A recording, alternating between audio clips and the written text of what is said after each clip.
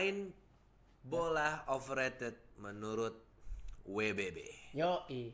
Langsung aja bro. By the way, kenapa sih pemain ini disebut overrated? Kita kasih tahu aja dulu parameternya apa nih. Parameter yang menurut gua my opinion ya, yang nggak pernah memenangi major trophy Oke. dan juga tanpa dia sadari dia digendong dengan timnya atau dengan pelatihnya. Oke, boleh. Dan digendong oleh fasilitas. Sip. Dan yang terakhir memang mutlak hoki aja. Hotkey. Satu lagi gue tambahin, transfer fee-nya besar tetapi nggak perform. Overrated menurut gue. Oke, langsung dari Bung Yonafiri siapa nih pemain pertama yang ada di gambaran lo? Marcus Rashford. Wah, pemain Anda sendiri ya. Ini kenapa nih? Kenapa harus Rashford? Saya sudah benci dengan Saya sudah benci dia sama sebenarnya MU apa nggak Rashford ya? sama Rashford, Oh, tapi dia Rashford nggak ya. begitu.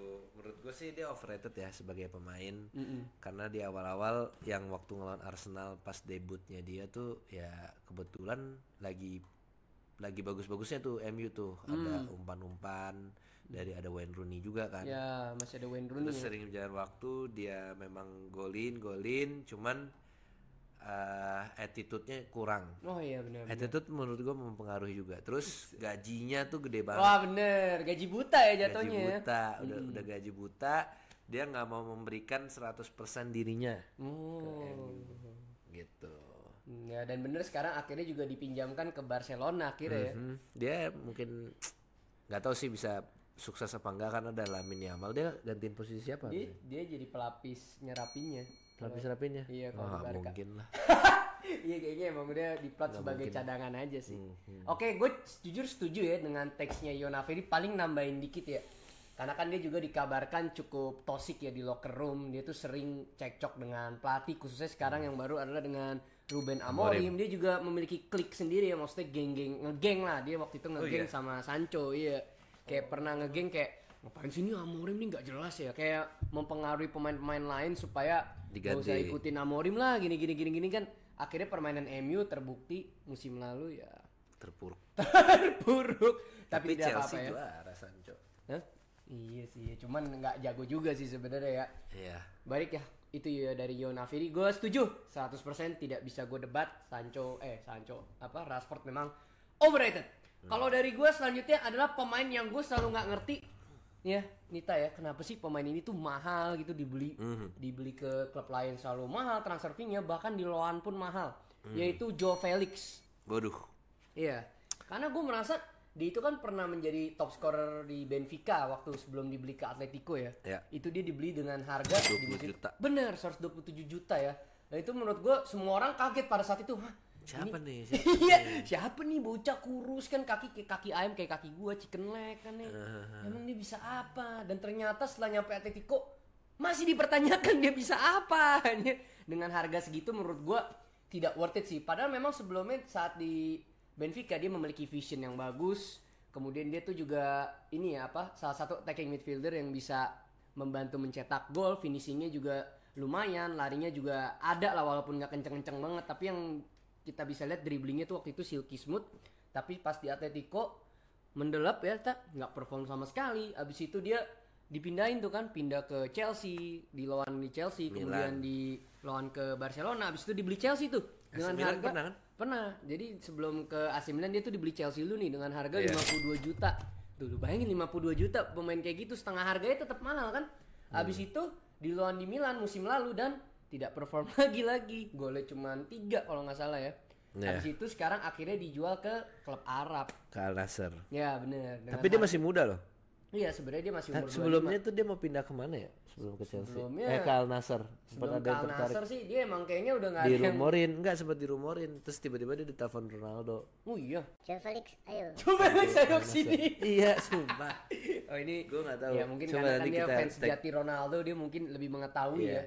Tapi intinya menurut gue memang overrated karena dia tidak bisa mencapai potensialnya. Walaupun gue tahu dia pemain yang potensial nih ya sebenarnya kan kalau kita lihat pas di Benfica. Tapi abis itu udah, dan juga ada pengakuan dari Saul itu dulu temennya di Atletico Madrid, katanya dia emang orangnya kurang rajin berlatih dan susah diatur.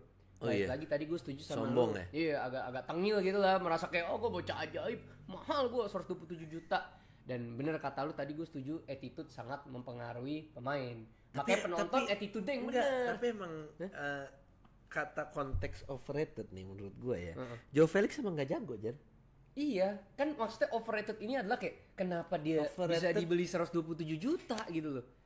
Berarti kan anjir apa jagonya ya gitu. Enggak, karena lu harus lihat dulu dia masih muda. Waktu di Benfica, udah gitu dia top skor. Iya, kan berarti jago kan, waktu itu kan lagi wangi hangat. Betul. Nah, harga mudanya ini jadi ini makin mahal.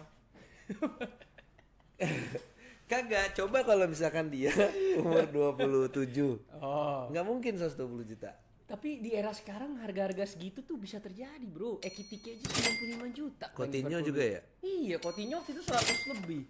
Jadi memang menurut gue overrated sih, kenapa lo harus beli semahal itu gitu loh. Walaupun dia memang, gue tahu lu bener, ada benernya emang nih pemain muda ya. Cuman kan setelah itu dia masih dibeli dengan harga 52 juta kan overrated. Gila lu pemain udah kayak gitu iya dibeli 52 sih, juta. Tapi ya Chelsea kenapa beli 52? Nah itu overrated soalnya kan Chelsea mikirnya waktu itu masih jago kok ini, ada potensi. Tapi dia kalau main konsisten gak? Enggak juga. Lanjut, menurut gue lagi ini yang agak lumayan kontroversial. Waduh, siapa itu? Ibrahimovic. Menurut gue Ibrahimovic. Bahaya ini. Nih kalau netizen ada yang ngamuk, Anda sudah siap ini? Siap. Oke, kenapa menurut tuh overrated deh? Coba, apakah karena nggak menang UCL? Itu bisa mungkin satu. Terus dia attitude-nya memang arogan lah ya. Jago sih jago, tapi kalau emang buat khusus striker emang udah kewajiban lu membuat gol gitu. Terus berikutnya yang ngebikin dia overrated juga kalau misalnya major trophy atau European trophy dia kan sempat menang sama MU tuh Europa League. Europa League. Sih ya. Iya, tapi itu dia nggak main di final. Iya, malah jadi bagus ya. Iya, malah jadi bagus. Terus abis itu yang ngebikin Ibrahimovic overrated tuh beberapa game menurut gue ya, dia emang ada sekali ngegolin tapi sekali off, sekali ngegolin sekali off, jadi nggak konsisten. Kurang konsisten menurut ya. Gua. Kalau menurut lu gimana overrated? Gue sebenarnya gue ada setuju dan tidak setuju nih, agak berat ya. Nah ini bisa diberatkan nih. Agak berat ya. Mungkin gue setujunya adalah dia ini memang memang arogan dibutuhkan ya. Kalau nggak arogan orang kagak berkembang nih menurut gue. Branding.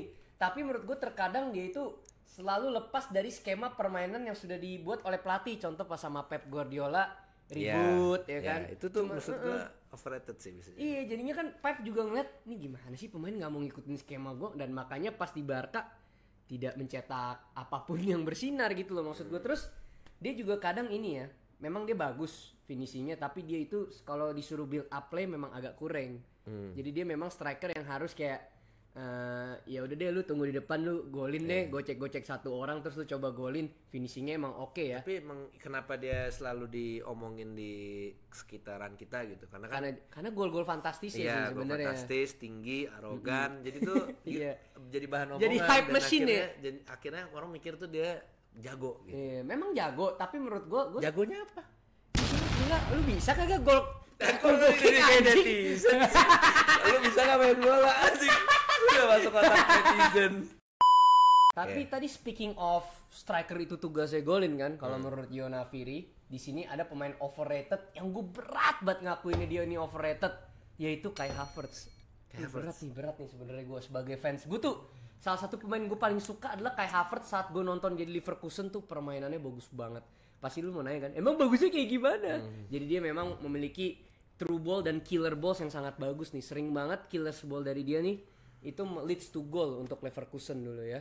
Ya kan kalau mau nanya gitu gue udah siap nih. Terus dia itu juga ini ya, dia itu juga agak sedikit seperti Thomas Muller. Dia tuh tahu ruang-ruang sempit yang orang lain kadang tidak tahu. Maksudnya kayak gimana? Maksudnya kayak positioningnya kapan dia tiba-tiba ada di tempat kosong dan tinggal cetak gol tap in doang. Nah tuh Havertz tuh jago dulu kayak gitu. Kemudian dribblingnya juga oke dulu ya, gue bilang dulu. Tapi setelah dia dijadikan striker nih di Chelsea semuanya berubah. Dia tiba-tiba jadi kayak pemain yang lupa cara main bola. Karena ibarat ya lu kayak misalkan lu biasa main di posisi tengah, tiba-tiba dijadiin striker ya kagok gak sih? Kayak nih out of position nih. Walaupun dia memang waktu itu tak mencetak gol di final UCL pas lawan Manchester City memang. 1 gol itu ya. Tapi setelah itu ya udah, waktu itu dia tahun musim lalu memimpin lini depan Arsenal, golnya cuma 13 di semua kompetisi. Betul. Itu jumlah yang sangat sedikit untuk striker. Karena kan tadi gue setuju sama lo ya, striker tugasnya utamanya ya sebenarnya ujung-ujungnya ya mencetak gol, bukan buat cuman link up play doang. Link up playnya oke, tapi kalau abis itu nggak bisa cetak gol ya percuma sih, sama aja bohong. Dan makanya Arsenal beli Antonio Keras, ya kan? Iya. Enggak, tapi kenapa lu bilang kayak Havertz overrated? Emang banyak yang bilang dia jago. Banyak yang bilang dia jago. Anjir. Enggak ada yang bilang banyak. Enggak nih. Lu lihat dulu kenapa Chelsea beli dia mahal, kenapa Arsenal juga rela membeli. Waktu itu masih dibeli sama Arsenal 60-50 juta loh.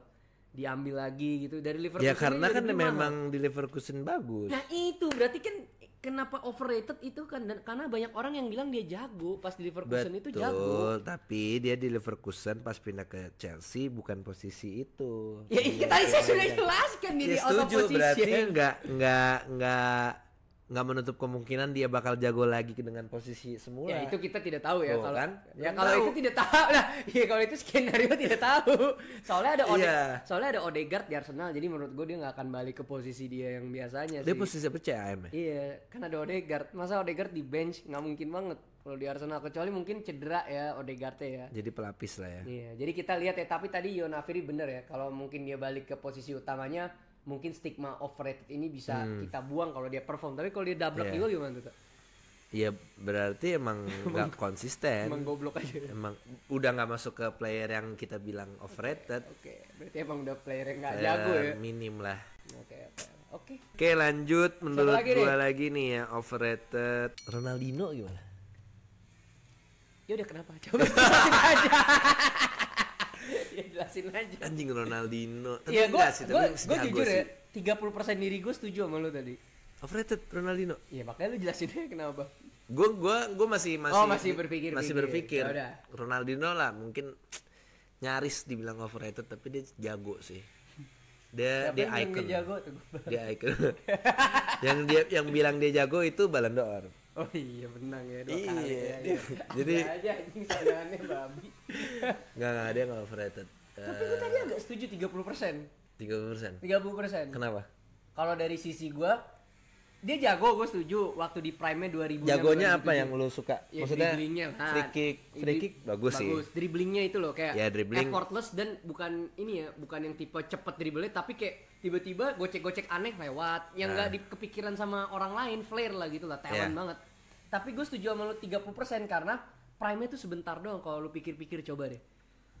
Prime-nya kan 2002 lah. Enggak, belum malah. Kan itu. Dia gol free kick cuman itu aja kan. Waktu itu yang jago Ronaldo Rivaldo ya. Iya 2004 deh, 2004 ya, ke 2000. Ke 2007 abis itu kemana deh? Ke AC Milan ya masih oke, tapi udah nggak sejago itu. Iya kan? Kalau menurut gue setuju karena longevity ini menurut gue sangat berpengaruh sih. Jadi tuh menurut gue orang kalau mau dianggap all time great dia harus konsisten at least 10 sampai 12 tahun di karirnya lah, seperti Bang Dodo, seperti Messi. Jadi di sini gue agak setuju sama lu tadi di sisi itu, kalau kita mau lihat sisi itu ya. Cuman kalau prime-nya ya one of the best prime gue akuin. Barca semua di. Berarti lu memasukkan input terkait attitude Ronaldinho. Ya itu juga karena dia kan suka mabura dia party, main ciwi kan. Jadi sepertinya tadi Ronaldinho lu belum setuju ya? Iya. Oke, kalau dari sisi gue nih ada pemain yang kalau dari sisi ketampanan menurut gue mungkin, bentar mau bersihin dulu deh. Gue udah takut mau diinin sama netizen soalnya. Jadi bersihin dulu ya. Ini menurut gue pemain salah satu yang paling tampan yang pernah ada di dunia kali ya. Kayaknya semua cewek kalau ngelihat dia tuh kayak meleleh. Hachim. Yaitu David Beckham. Anjir. Iya. David Beckham kalau gue. Memang ini akan banyak ini ya menuai kontroversi, jujur gue udah tahu, udah kebayang. Karena kan bang dia kan crossingnya bagus banget, free kicknya juga sangat sering go, banana kick, banana curve, apalah ada aja lah. Apa yang bikin lo mikir dia overrated? Karena menurut gue memang dia kan waktu itu menang treble ya bersama MU ya. Iya. Ya kan. Trofi oke. Tapi dia menurut gue bukan yang mega bintang banget seharusnya. Kan orang kayak oke, Beckham one of the best player gitu kan, selalu one of the best England player. Tapi setelah gue melihat ada di England Wayne Rooney waktu itu, gue lihat Michael Owen juga menang Ballon d'Or, lalu gue lihat Rio Ferdinand dan John Terry, Steven Gerrard, Paul Scholes. Jadi gue merasa kayaknya bukan dia deh bintang utamanya England gitu loh. Kan dia selalu menjadi kapten England kan dulu, karena kan dia memang kalau kita ngomongin sebelum CR mungkin yang paling terkenal dan global ikonnya adalah Beckham. Kan. Iya, secara permainan gue akuin bagus, tapi menurut gue dia bukan yang tipe-tipe sehebat kayak Luis Figo atau Zinedine Zidane di zaman itu, bro. Jadi gue merasa dia ini agak overrated nih. Dia hanya, menurut lu berarti dia hanya pelengkap crossing gitu ya? Iya, menurut gue dia pemain hebat, tetapi menurut gue bukan yang sehebat tiernya di bawah Figo sama Zidane lah kalau menurut gue. Karena kan dia di era itu dibilang Los Galacticos ini sejago Zidane, ini sejago Ronaldo Nazario. Menurut gue enggak sih, kalau gue pribadi ya. Ya karena emang pemain bola emang harus bisa ngoper sama crossing. Iya. Iya ya, kalau nggak ngapain sih lu kalau nggak? Iya. Itu udah standar lah menurut gua, kayak David Beckham standar. SOP dia udah. SOP. Tapi emang overratednya gara-gara ganteng di. Ya, jadi dipuja-puja banget kan? Iya, jago gitu. Jadi ganteng lo ya. Iya. Oke, satu pemain terakhir deh dari Yonafir ini. Gua udah pasti gue bakal kena hujat sih hari ini, anjir tuh pemain-pemain itu tuh. Ini sorry banget nih ya buat udah fans orangnya. Ya gue cuman mau didebatin aja lah, maksudnya sambil kita ngobrol apakah benar. Sambil ngopi nyeruput dulu tadi ya, siap dihujat udah nyeruput dulu. Ricardo Kakak. Hah? Kakak. Guys ini nggak salah nih. Iya. Kakak serius lu? Kakak slang kali Ricardo Kakak, tak serius lu?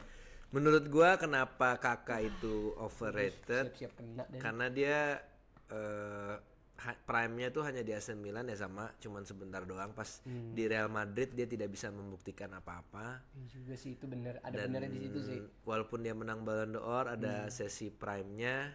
Seharusnya kan dia juga bisa memberikan kontribusi ke Real Madrid. Udah dibeli mahal juga tuh ya. Dibeli mahal, terus setelah itu hilang udah. Dari Madrid kemana? Sao Paulo ya? Balik ke AC Milan, baru dia ke klub Brazil tuh habis itu tuh. Terus hilang udah. Hilang. Ya itu gue gak tahu nih kenapa hilang. Kenapa bisa terjadi hal seperti itu, padahal dia free kick dia gak jago juga banget. Enggak, dia lebih ke dribble speednya sih, cepet banget. Dia kan kayak gliding gitu tak. Kayak kalau orang kan ya dia kayak gitu, cepet banget. Dia lebih cepet pakai bola daripada lari biasa. Berarti dia itu nggak menggunakan dia tuh berarti eksplosif banget ya mainnya. Cukup eksplosif. Berarti longevity-nya jadi lebih cepet kali. Bener kan dia juga cedera hernia tuh waktu itu, sering turun bro dia pas karena nggak tahu gue ada tiba-tiba pokoknya dia cedera hernia, sempet nggak main berapa bulan. Dia emang banyak cedera pas di Madrid. Nah berarti kalau misalkan pemain seperti itu, ya berarti dia hanya membutuhkan kekuatan fisik aja dong. Iya, dia nggak pakai otak loh. Tetap pakai sih, cuman maksudnya proporsinya lebih banyak fisik sih daripada menggunakan intelligence sih, benar itu. Iya. Dan menurut gue memang nggak ada pemain yang bisa ngandelin fisik mulu, karena kan namanya orang pasti declining ya, apalagi kalau udah nyentuh 30 ya. Makanya kenapa alasan CR ganti playstyle juga karena itu, dia takut nggak bisa main kayak yang, nggak mungkin kan CR main yang kayak di MU mulu. Lu lihat lah yang di MU kan dia ganti playstyle. Makanya lama-lama dia ubah playstyle kan, setelah dia kan juga sempet cedera panjang tuh. Nah, itu intelijen tuh, pintar makanya. Iya, tapi waktu di Real Madrid kan dia sempet agak kesusahan tuh di tahun pertama. Iya. Karena masih ada Raul. Tapi kan ujung-ujungnya tetap CR7 yang berkuasa. Tapi menurut gue Kakak, kalau lu bilang longevity tadi gue setuju.